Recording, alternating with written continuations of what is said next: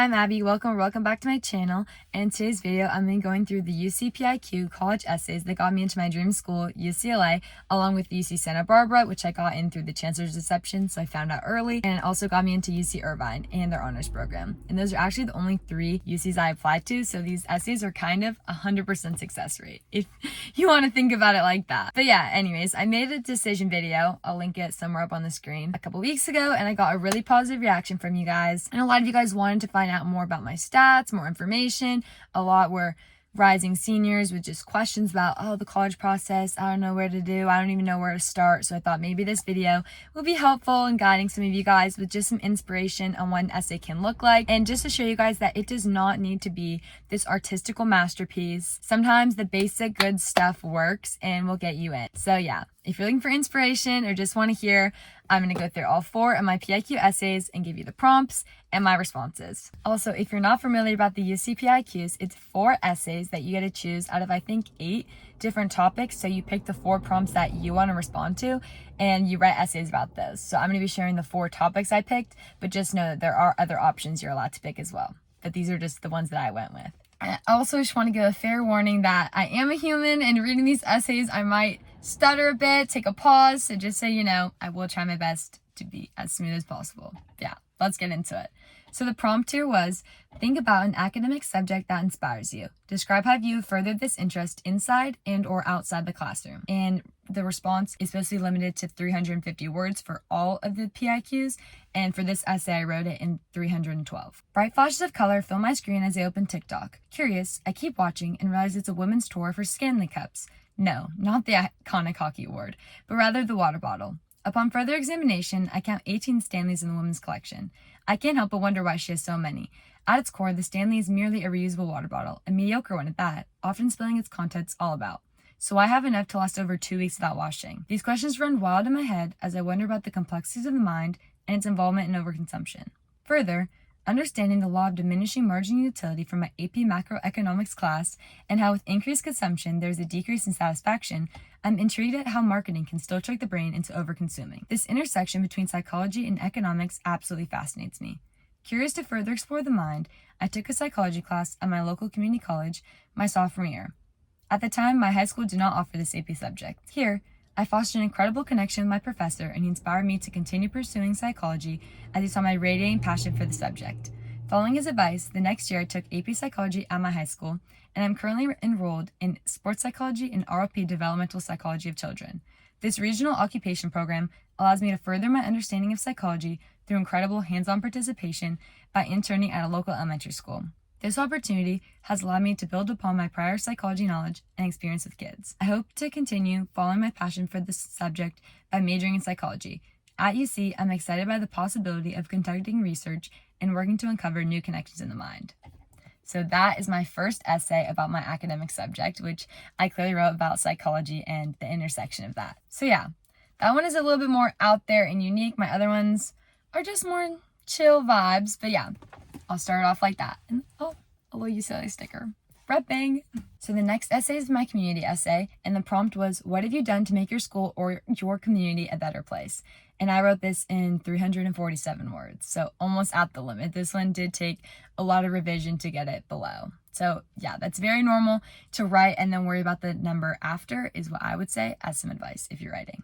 But yeah, let's get into it. The air quality in my community of the Bay Area can be so atrocious that we're ranked as the 5th most polluted city region in the United States by the American Lung Association. Specifically in Oakland, 50% of cases of childhood asthma are attributed to air pollution, while according to the National Institute of Health, only 13% of global cases of childhood asthma are attributed to air pollution. This 37% discrepancy highlights how my community is disproportionately at risk for respiratory health issues due to our poor air quality. As a project representative for Interact District 5170, it was my goal to help close this gap as much as possible. Through this district position, I worked on a project, Plant the Seed, which partnered with an environmental nonprofit, Our City Forest, and focused on urban greening in my community as a way to combat climate change and in the process improve air quality. Over the course of several months, I collaborated and created various fundraising events, such as a district-wide boba fundraiser and a water bottle drive to raise money for this project.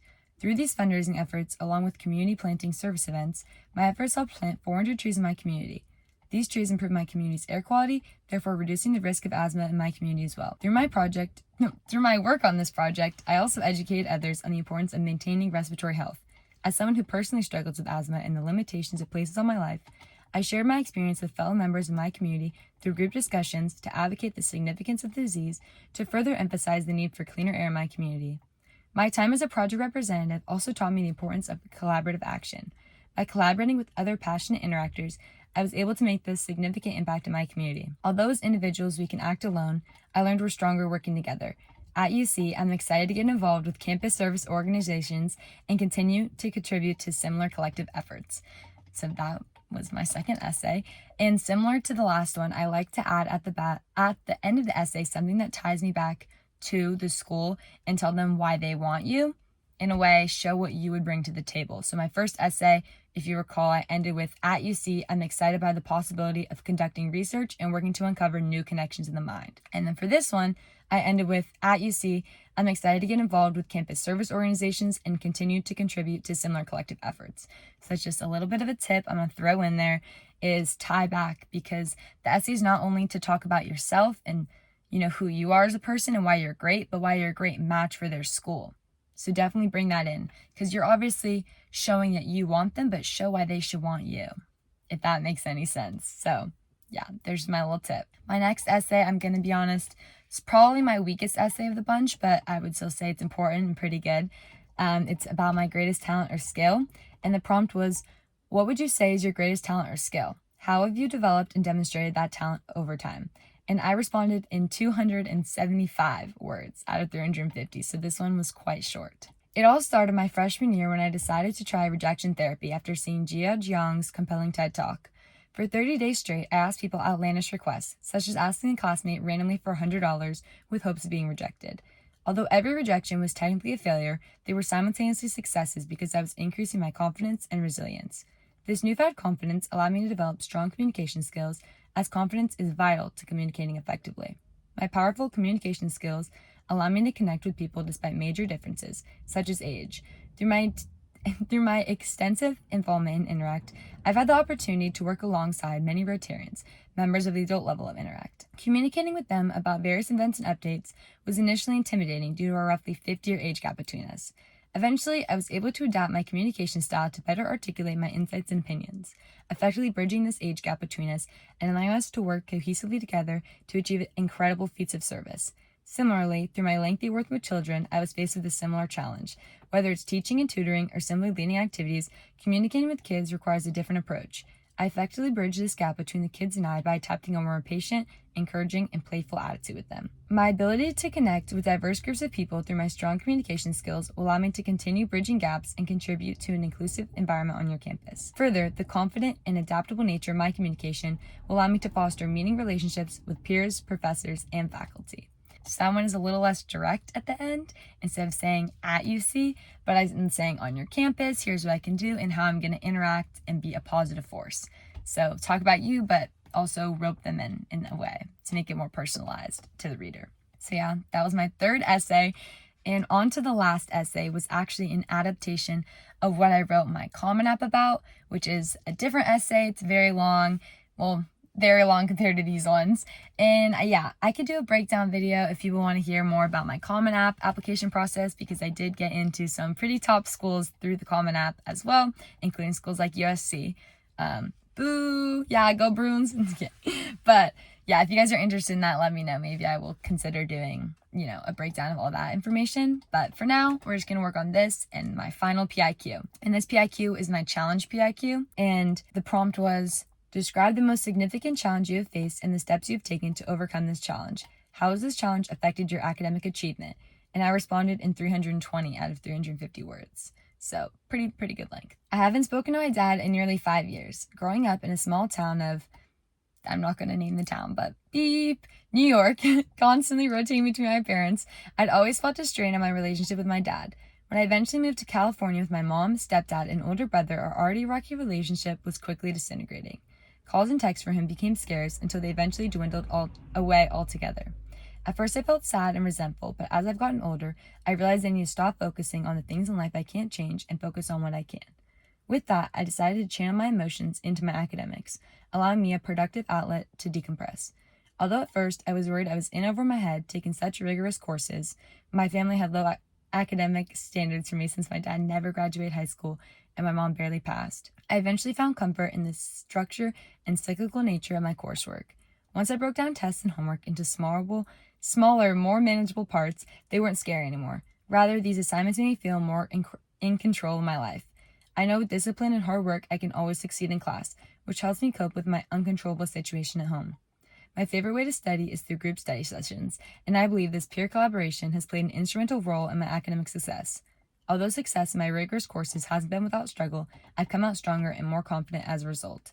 Sitting here now, as one of the top students in my class, I can confidently say I've transformed adversity into opportunity, and I will bring this determination with me to college and beyond. I welcome challenges and know the resilience and perseverance I've learned through navigating life without my dad will help me succeed. And that is all 4 of my UC PIQs. I will say for that last one, writing about something personal and a challenge like that, some people have different opinions on it. I personally think that that is such an important part of my life and who I am as a person that I wrote about it. And a lot of people will tell you not to write about things that are, basic and things like that. I could do a whole video and honestly all my advice about writing essays, but I'm just going to leave it at that and say if you have something you want to write about and you feel strongly about it, don't let other people turn you away.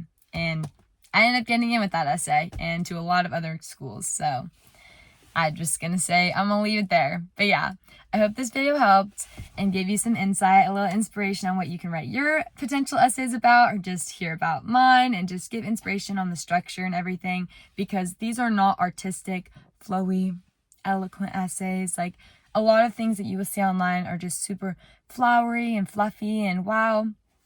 I know at least for me, I was reading some essays and that were examples and listening to other people's videos. I'm like, wow, like this is just so tasteful and intricate and like all these metaphors and just know you do not need to do all of that. You've just heard mine and I am not the best writer. Okay. This is the best I had going and I did spend a lot of time on them, but yeah, they're not the peak of essays. And if you're seeing things online like that, just know it is okay.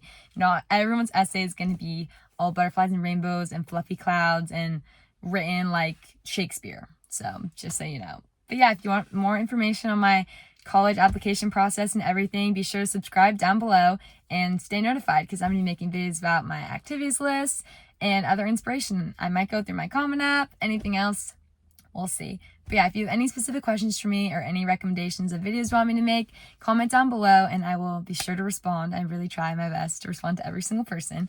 And yeah, good luck essay writing. I'll see you in the next one.